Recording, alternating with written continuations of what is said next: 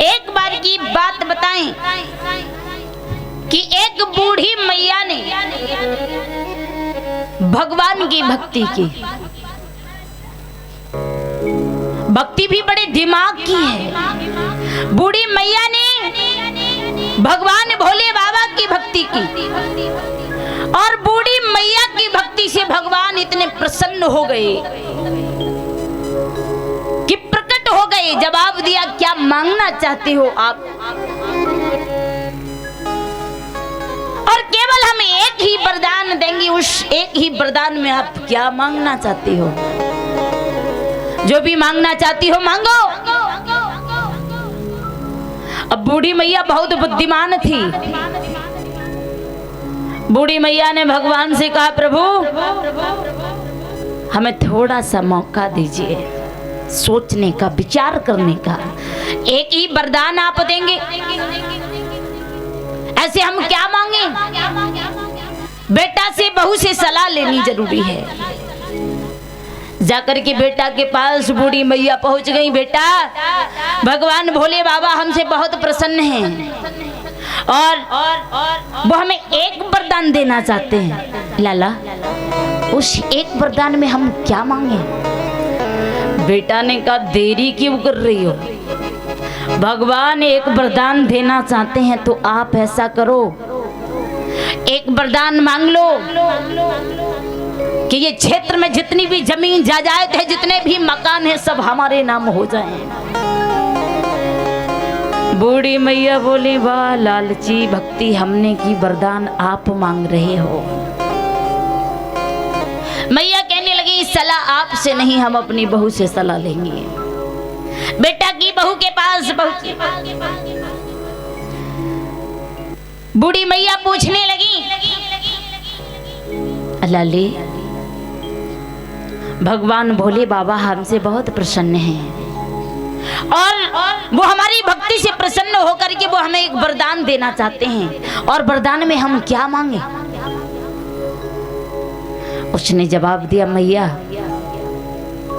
आपके घर में आपका नाती नहीं है, यानी हमारा पुत्र नहीं है, तो क्यों ना आप हमारे लिए एक पुत्र मांग लें, आप अपने लिए एक नाती मांग लें। बूढ़ी मैया मन में विचार करने लगी, भक्ति हमने की, बेटा को जायदाद चाहिए, बहू को बेटा चाहिए, और हम, वो बूढ़ी मैया नेत्रहीन थी, दिखाई नहीं देता था उस मां को। जाकर के भगवान के दरबार में पहुंची, मत्था टेक दिया, प्रभु यदि हम बहू के मन की करते हैं तो बेटा घर में नहीं रहने देगा, बेटा की मन की करते हैं तो बहू नहीं रहने देगी, आप ही बताओ। वो बूढ़ी माँ बहुत बुद्धिमान थी, हाथ जोड़ करके कहने लगी, प्रभु मैं आपसे केवल एक ही वरदान मांगूंगी। प्रभु ने कहा, मांगिए।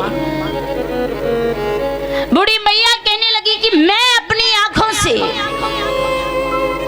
भगवान बोले, हाँ मैं अपनी आंखों से सोने के पालने में झूलता हुआ एक नाती देखूंगी। एक ही वरदान में उस बूढ़ी माँ ने सब कुछ मांग लिया। इसलिए कहते हैं, बुद्धि से भक्ति कीजिए, भगवान वही देंगे जो आप मांगेंगे। भगवान के दरबार में जाकर के आप 2 अगरबत्ती लगा देते हैं, कहते हैं, प्रभु मेरा बेटा यदि इंजीनियर हो जाए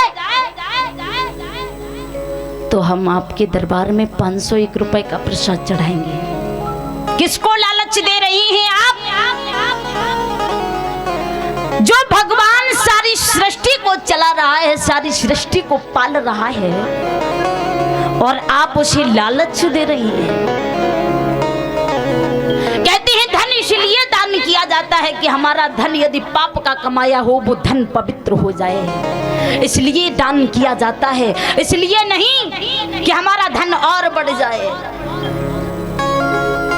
बढ़ाना या घटाना ये भगवान की लीलाएं हैं, लेकिन धन का दान इसीलिए किया जाता है कि यदि हमारा धन पाप का कमाया हो तो क्षमा करना भगवान, हम आपके चरणों में दान कर रहे हैं, हमारा कमाया हुआ धन दौलत सारी पवित्र हो जाए। और आप लोग सोचते हैं कि हम कोई पाप कर रहे हैं।